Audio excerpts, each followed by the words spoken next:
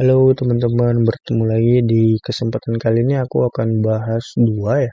Ada yang namanya tabel dan ada yang namanya matriks. Nah, apa bedanya? Loh, langsung kita cek. Nah, kita masuk ke tabel terlebih dahulu. Nah, tabel ini sama tampilannya seperti nanti kita ketika melihat di bagian data ya teman-teman. Nanti tampilnya akan mirip seperti ini kalau teman-teman punya data. Nah, dalam bentuk tabel kita bisa pilih ini kolom mana aja yang bisa kita masukin ke dalam tabel tersebut. Jadi nggak semua kolom ya. Contohnya customer type yang pertama, terus berdasarkan gender, terus berdasarkan branch. Nah, ini nanti lama-lama dia bakal keluar nih. Teman-teman bisa masukin semuanya juga, tapi nanti akan jadi sama seperti ini di data. Nah, jadi gunanya tabelnya kita customize ya, customisasi untuk data apa saja yang mau kita lihat hasilnya. Untuk gender kita close dulu.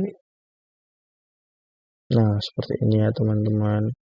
Nah, untuk angka juga nanti teman-teman bisa masukin. Oke, kita tes, kita masukin quantity dan total.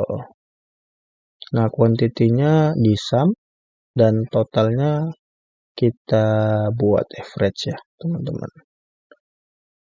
Oke. Nah, ya. Nah, untuk customer type-nya member, branch A, payment-nya cash itu ada 308 totalnya. Kuantitinya, sedangkan totalnya 315. Ini kenapa average? Karena tadi di sini kita ganti jadi average. Nah, kalau kita ganti di sini jadi minimum, nah dia akan berubah menjadi minimum. Minimum total dari si member, terus A, cash, itu ada berapa? Ada 19,25 ya, teman. Nah, ini teman-teman bisa tambahin nanti sesuai kebutuhan. Nah, jadi nggak semua ini bisa kita, misalnya kita mau customisasi untuk lihat dalam bentuk tabel, nggak dalam bentuk grafik, karena nggak semua laporan itu dalam bentuk grafik ya teman-teman. Jadi ada kalanya di mana laporan ataupun dashboard yang kita buat itu masih berbentuk tabulasi. Jadi kita mau lihat nih untuk pergerakannya gimana, apakah ada peningkatan ataukah ada penurunan seperti itu ya. Oke, itu mungkin sedikit untuk table. Nah, kita masuk yang kedua, matrix. Oke, nah matrix ini sama seperti pivot table ya, teman-teman. Jadi ada sedikit perbedaan. Nah, kalau di sini fields-nya ada rows dan ada kolom. Nah, contohnya kita masukkan rows-nya product line. Nah, dia akan menjadi rows ya, teman-teman. Bagian rows. Dan kolomnya kita masukin apa nih? Contohnya kita masukin payment ya. Nah, di sini akan ada 3 payment, teman-teman.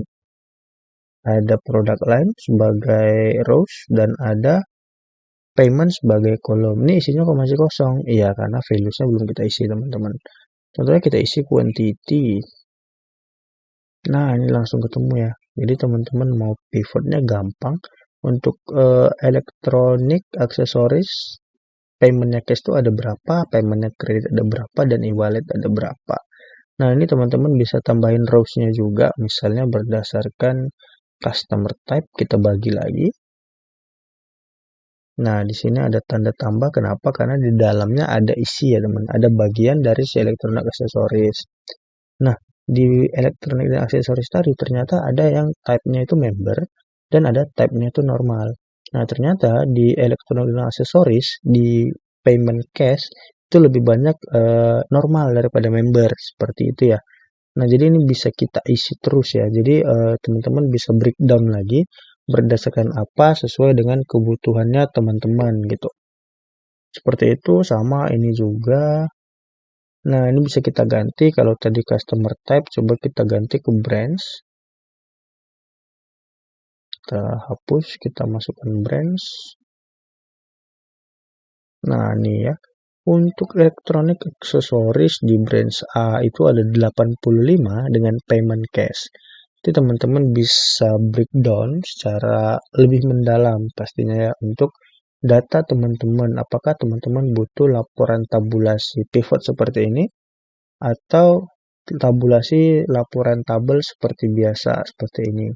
Nanti ini sesuai kebutuhan dan ke siapa teman-teman bakal kumpulin dashboardnya. Ketika teman-teman mau kumpulin ke atasan, aku saranin tampilin yang lebih kompleks, tapi ketika untuk meeting harian atau bulanan itu tampilin yang sederhana aja teman-teman. Mungkin itu dulu untuk tabel dan matriks. Sekian dan terima kasih.